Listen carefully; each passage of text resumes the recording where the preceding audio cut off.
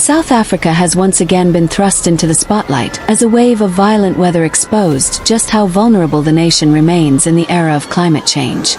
Over the past several weeks, relentless storms, destructive floods, and a rare hail outbreak have battered multiple regions, from the Eastern Cape to KwaZulu-Natal and even Johannesburg during the G20 Summit itself.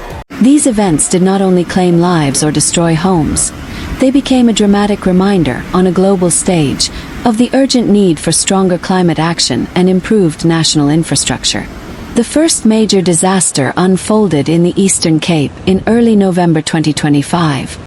Days of unbroken rainfall caused rivers to burst their banks, transforming streets into rushing waterways and sweeping away bridges, power lines, and thousands of fragile homes. The town of Mota suffered devastating losses.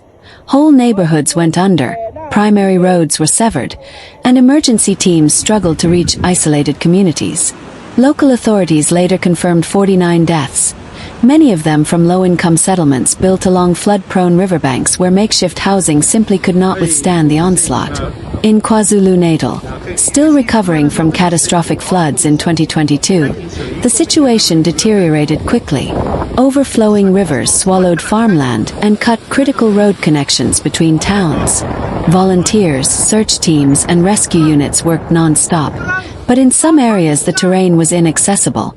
Several families climbed onto rooftops, waving clothing in the air, hoping helicopters would spot them in time. Despite military deployment to reinforce operations, frustration mounted as citizens and journalists questioned the speed and coordination of the government's response. Johannesburg, however, faced an entirely different atmospheric shock. On November 22, 2025, rainfall hammering the city suddenly shifted to an intense hailstorm. Medium-sized hailstones piled up across the Johannesburg Expo Center, the heart of the G20 Summit. Delegates stepped outside in disbelief.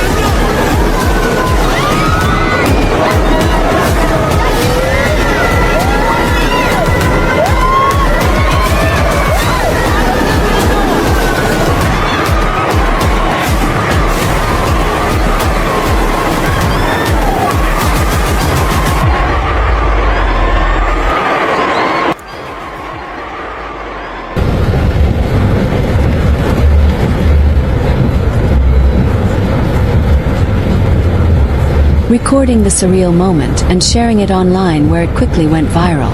While Johannesburg does experience hailstorms, an event of this magnitude occurring during a global climate summit felt like a symbolic message from nature. Scientists warn that these events highlight a dangerous new trend. South Africa's weather patterns are becoming more extreme and less predictable. Warmer waters in the Indian Ocean are fueling heavier rain over eastern regions, while shifts in atmospheric circulation are making hail-producing storms more frequent in the Highveld. But meteorological factors are only one part of the story. Aging and poorly maintained infrastructure amplifies every disaster. Johannesburg's Jukskai River, for example, is notoriously prone to flooding due to chronic pollution and blocked drainage channels. Despite volunteers installing trash nets, the system was overwhelmed almost instantly. This crisis also exposed deep social inequalities. Informal settlements and poor riverside communities bore the brunt of the destruction, losing homes, belongings, and access to emergency aid. Meanwhile, wealthier suburbs, with stronger drainage systems and sturdier buildings, escaped relatively unscathed. The disparity reignited nationwide debates about climate justice and government accountability. At the international level, the G20 Summit became a theater of symbolism. Climate discussions inside the conference halls were suddenly interrupted by real-life weather chaos outside. The hailstorm served as a dramatic visual argument. The climate crisis is no longer theoretical. It is already reshaping daily life. Delegates used the incident to push for more ambitious global commitments, especially financial support for developing nations like South Africa. Economically, the damage is staggering. Billions of rand in agricultural losses, washed out roads, destroyed crops, damaged schools, and disrupted health services.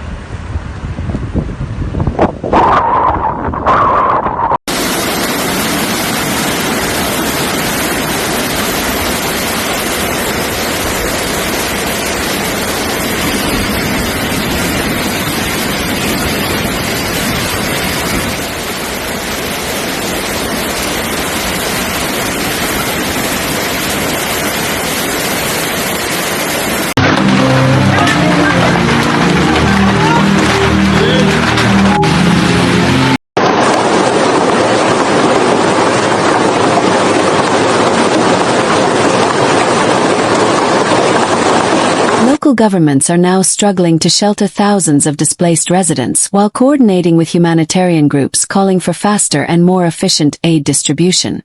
Researchers emphasize that South Africa must strengthen its early warning systems, redesign vulnerable infrastructure, and invest heavily in climate adaptation. Without these measures, the country will face repeated disasters with increasing severity. Survivors' accounts add a human dimension to this unfolding tragedy. A mother described wading through waist-deep water while holding her child above her head. A volunteer in Alexandra recounted fighting strong currents to maintain a trash barrier in the river. A foreign reporter at the G20 Summit described watching hailstones accumulate during a global climate negotiation, calling it a moment no one will forget. Politically, the pressure on South Africa's government is intensifying. Citizens demand stronger climate policies, faster emergency response, and improved infrastructure. Internationally, South Africa is becoming a case study of how climate impacts disproportionately strike developing nations. The hailstorm during the G20 has already become a symbolic global warning that extreme weather is accelerating. Ultimately, these floods and hailstorms are far more than isolated weather events.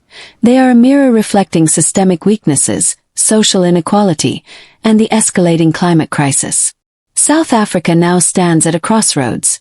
Take decisive action or face a future defined by recurring, worsening disasters. If used wisely, this moment could spark reforms, build resilience, and reshape the nation's climate strategy. But one thing is clear: the world can no longer afford to wait. South Africa has sounded the alarm. Now it is up to the global community to answer.